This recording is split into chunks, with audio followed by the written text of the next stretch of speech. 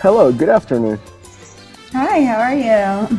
I'm doing good. So here we are with, Tina from Girl vs. Globe. yeah, we're here gonna have a little chat about traveling and about especially her experiences traveling around the world.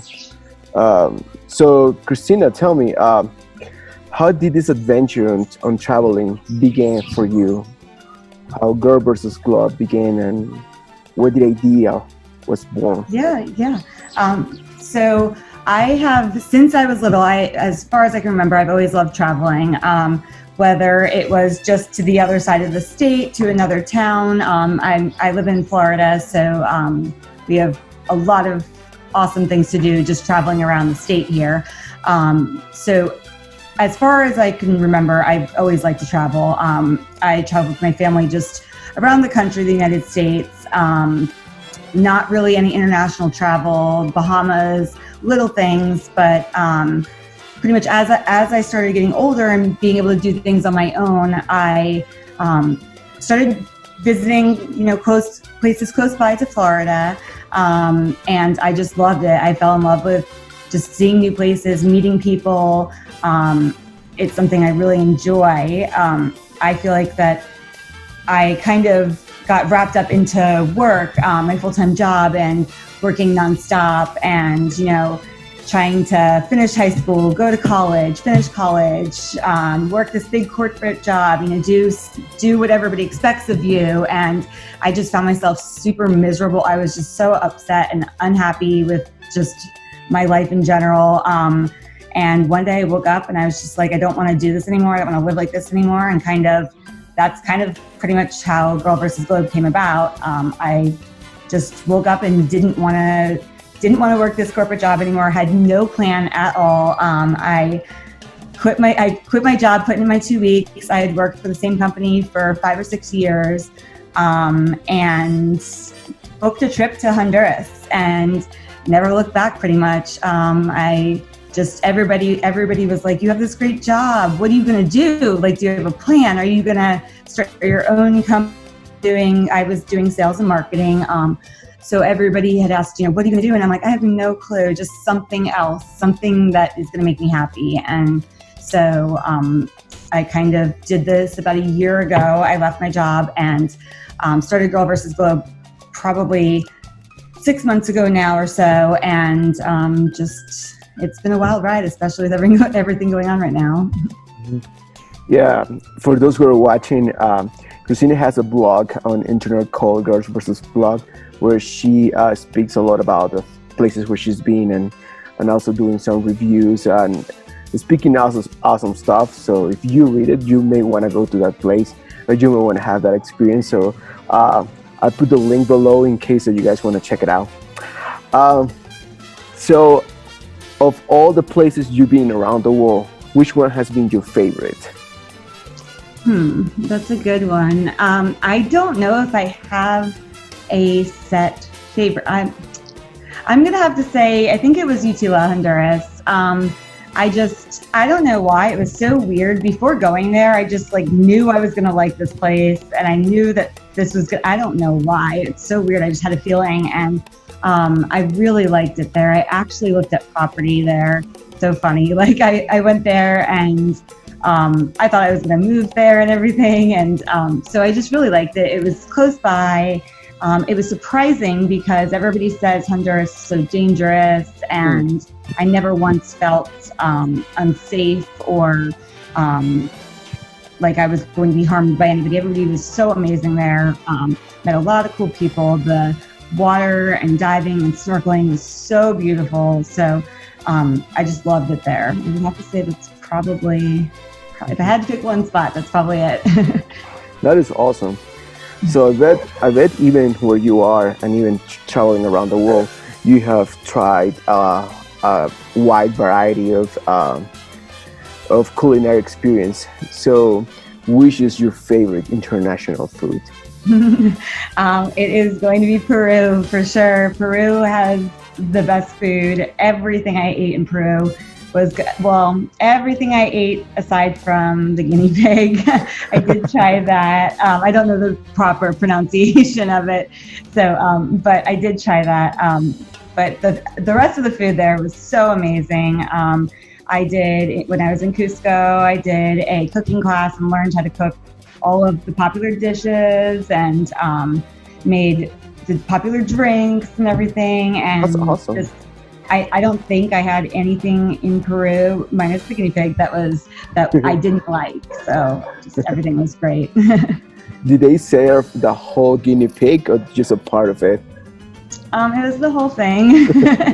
It was grilled, and I just picked a random. I ended up getting really sick, actually. Oh. I have a lot of like travel mishaps. I'm actually it's on my list of future blogs to write because I just have the craziest travel stories. But I ended up really sick, and it was towards the end of the trip, so I'm happy that it didn't happen in the beginning. But I don't think I like to try all different kinds of foods and all different kinds of everything wherever I am, from the little street vendors and everything. And I think after that experience, I might be a little more careful than I have been in the past. Because I'm just like walking down the street, okay, I'll try this spot, and I don't even ask for recommendations, and so I think I might just be a little bit more careful. Yeah, but that's awesome that you're adventurous. I used to live in DC in Virginia, and there was a lot of international restaurants. Oh no, my goodness, Korean, Thai, Indian food. Oh, it's just amazing. In Virginia? Yes, I used to live in Alexandria, Virginia, and I used to go around the area because there was different neighborhoods of people from different countries, so there was like a lot of international restaurants. Nice. I haven't been to Virginia in several years, so I don't even know. We have a lot. I mean, I'm in South Florida, so we have a lot of different kinds of food. It's the melting pot here, so we have all different kinds of backgrounds and cultures and everything. But I do have to say the food in Peru was phenomenal. It was great. I wish I could have stayed there longer and tried more food. That's awesome. In your experience traveling around the world, which has been your biggest cultural challenge whenever you've been in a new place in your trips? I'm going to say probably language barrier. And it's crazy because I took in school, so all of the years of Spanish that you take to graduate college and everything. And I wish that it's on my list of things to learn. And during all of this, while we're all quarantined and everything, I'm like, okay, I'm going to learn it. And I still haven't. I know I know enough to make it around, to order food. I know enough, but I can't conversate. And so I think that the language barrier, it's mainly been Spanish, just because I really like traveling Central America, South America. So it's mainly been the Spanish language, which is crazy because I'm in South Florida and everybody speaks Spanish here. But that's been a huge challenge for me because I like to converse with people, and I sit there on my phone and type in to translate on Google, and it was actually a huge challenge. We went to Sacred Valley when I was in Peru, and oh my gosh, I can't remember the background of, we stayed with a woman who didn't speak any English at all. It wasn't Spanish, Quechua? Quechua, yes. And she was, it's like a language long lost, forgotten, basically is what she was telling us. But we stayed with her actually for part of our time in Peru, and that was very interesting to actually stay with somebody who does not speak any English, and we don't speak any of her language at all. It's not Spanish. So and it was interesting. It was definitely a challenge to try and translate back and forth, and we would look up on our phone what we're trying to say, and it was interesting for sure. I mean, we made it work. We stayed there for 2 nights, I think. So we definitely made it work. we learned a lot. I was so confused by the time we left there. I was so confused versus English, Spanish, and then her language. It was just all so different. Yeah, yeah. Most Peruvians actually don't speak Quechua. It has been like a lost language, but people are starting to wanting to learn, which is beautiful. I think it's really really good. As we try to learn more about our culture. Yeah, Um, I agree. so, how does traveling has reshaped your worldview?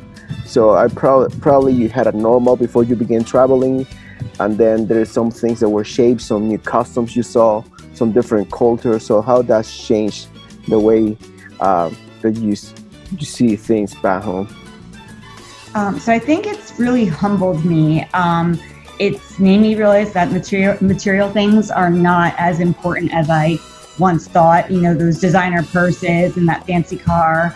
Some people don't have anything. So it's really humbled me, and it's made me appreciate like what I have here in the United States and the freedom that we do have. That's like one major thing with traveling.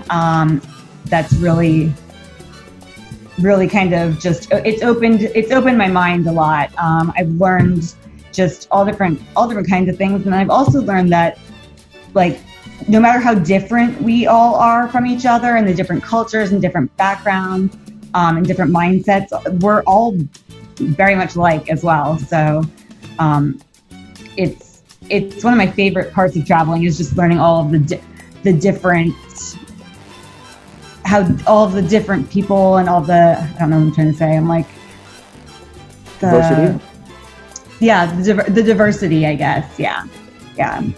Oh yeah, so it's helped me to kind of minimalize everything. Also, crazy story. My car was actually stolen about a month ago from my driveway, and I actually live in a really nice area, so it's crazy. Long story short, my car was stolen, and I actually, from my travel, I'm like, do I really need a car right now? Do I want it? So I've gone from like working this like corporate job, you know, having to have my nails done all the time and having to have, you know, a really fancy car and, you know, the purse. I've gone from that to now I'm like, do I even need a car? We have Uber. Like, I work from home. I'm home a lot. I travel when I can, you know, most of the time. My plan is to be traveling full time. So I'm like, so it's just crazy how I think it's reshaped my brain entirely. That is awesome. That is awesome. Thank you for sharing that. It's so encouraging too. So, what is the situation regarding COVID-19 where you are right now? So actually, as of today, we are starting to open things up very slowly.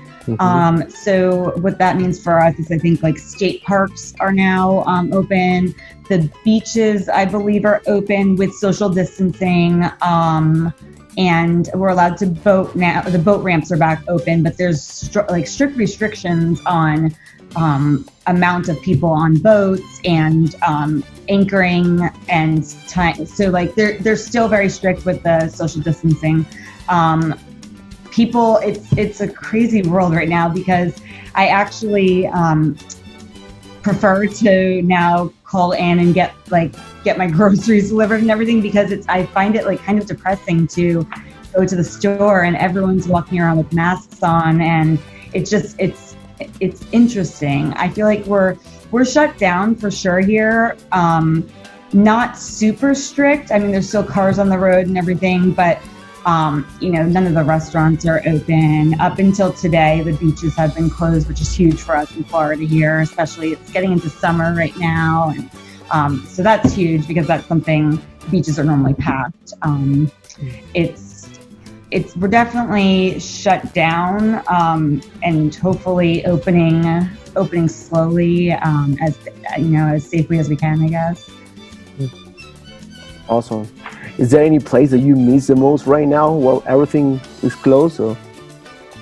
I just miss going on a plane. I just miss getting on a plane and going somewhere. Oh my gosh, I just want to travel. I had to cancel a small trip to Tennessee to Nashville and then a trip to Belize already. And I am crossing my fingers because I have a big Europe trip planned this summer, and I am crossing my fingers that I can at least do part of it. So really the thing I miss the most, I think, is just being able to travel. Like, honestly, I mean, just being able to go to the airport or be like, okay, I want to see what flights, what deals they have today, and book, because that's how a lot of my travel kind of come about is, oh, let me see what kind of deal they have going on, and I just book a flight and then I go. That's how Peru kind of came about. That's how when I went to Bolivia, it was literally made the plans a day in advance. It was crazy. So I really miss that. There's nothing really I miss as far as my town and where I live. There's nothing really that I miss being open. I'm kind of a homebody when I'm home. I work from home. It's actually been great. I've been getting a lot of stuff done around the house that I was putting off, yard work that like I just was kind of ignoring. My dog loves it. I've been spending a lot of time with him. So there's nothing I really miss at home here. It's just mainly the airport. Crazy it sounds, the airport. Yeah, I love airports in the States. Probably my favorite one is Minnesota Airport, Minneapolis. But yeah. Really? I haven't been there. Yeah. Is it a big airport or? Kind of like medium size. I think the biggest one, the big thing is Dallas, which actually was my first time I went to the States, where I almost got lost at actually. Yeah. Oh gosh. I wonder if Atlanta is huge. I know that. I wonder if Dallas is bigger or Atlanta, because I have a lot of family in Atlanta, so I go there often, and I know that airport's enormous. Yeah, I remember that. The thing I got lost is because I didn't know that I had to take a train to go to another area in the Dallas one. Nashville was supposed to be a fun trip. That was supposed to be a bachelorette for a girlfriend from, like, I've known since I was little. So it was a trip that we had planned for a while, and had like just a lot of like big things planned. And I do all different kinds of travel, as like I do luxury to staying in dorm rooms at hostels. I like to kind of experience everything. And this was like we had booked a huge house with like just all different kinds of stuff right off of the main strip there. And so that was a sad one to cancel because it was just a different kind of trip, so hopefully we'll get to reschedule. Yep. That's what everyone's saying, reschedule or postpone, don't cancel. So when all this ends, when all the pandemic ends, all the quarantine ends, what is the first thing that you're planning to do or you're looking forward? Hop on a plane. I'm definitely going somewhere. I don't know where, but literally I've been checking I have some travel credits now because I've had to cancel some trips. So I've been like hopping on the airline websites. I'm not even kidding, daily. And I'm checking like, okay, can I fly? When are they opening up flights to this destination or that destination? So as soon as I'm able to, I'm going somewhere. I don't even know where, but as soon as I'm able to. And we're coming up to May now, and my trip for Europe is supposed to start in June. So I'm getting a little bit nervous about that because I don't know if that's going to happen. But when this is all over, for sure, I am hopping on a plane to somewhere, anywhere. I don't care.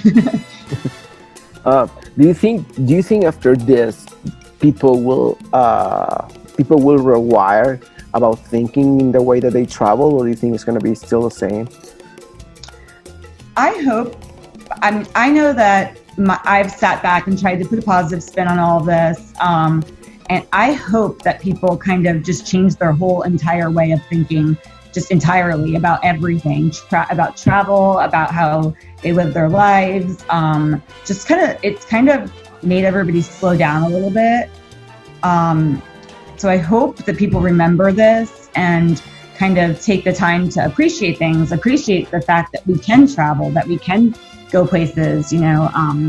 I think it'll be a while probably before things are back up and running as they used to. I don't think, I think when we're able to fly and able to travel and do these things, I don't think it's going to be like, oh, snap your fingers and everything's back to normal and we have full flight schedules. It's not going to be like that. I think it'll take a while, but hopefully we'll get back to where we were before, but also with people keeping that same memory of, we had to slow down and just keeping that same, remembering to appreciate just the fact that we can even travel normally, that we have the freedom to do so. Yeah. So do you have any favorite story of all your experiences traveling? Oh my gosh, I have some crazy travel mishap stories. Oh boy. And those are usually my favorite stories because people are just shocked by by all of my crazy things. I'll tell a travel mishap because this one's just shocking and I'm glad and lucky to be alive. When I was and I haven't read about this one either. So when I was in Isla Mujeres, Mexico, off the coast of Cancun, first day I was there, this worst trip of my life, which it was supposed to be like this beautiful place and was so excited to do all these things. First day that I was there, watching the sunset, climbing down some rocks on a cliff and trying to get like the perfect picture. I fell off of a cliff about 2 or 3 stories down a cliff. And so lucky to oh, it's freezing. Is it there? Okay, there. So lucky to have made it without breaking anything, it was so bad. I hit my face right here on the rock, was knocked unconscious, fell down, cracked my head open, had my shoulder blade stick. It was really bad. They were going to airlift me to Cancun, just crazy. And I was so lucky to end up out of it I never even went to the hospital or anything, which just crazy. I was supposed to go diving and seeing the whale sharks the second day, and that didn't happen. I had a concussion and everything. Got stung by a scorpion the second day.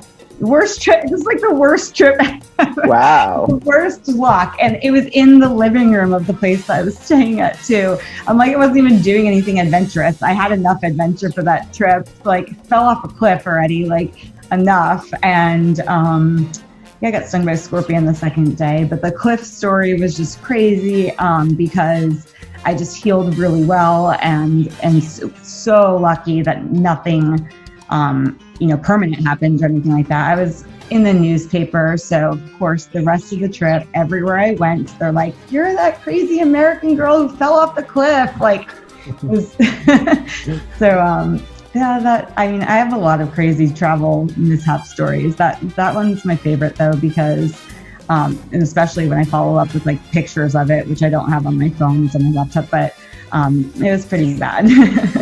Wow. Pretty bad. Wow, thank you for sharing. I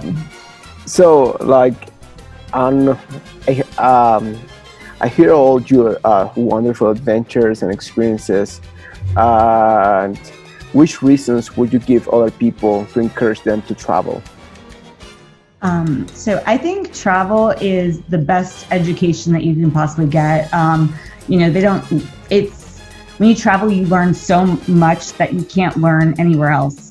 So many experiences, just the people you meet and their life experiences. I think that's definitely why people should travel. People should travel just to learn. You learn about cultures, you learn even bits and pieces of different languages, the foods, just the way of life of other people. It's just education you can't get anywhere else. Yeah, thank you so much, and thank you so much for your time in joining this interview. Of course, thank you for asking me and having me. Well, this was Krystina.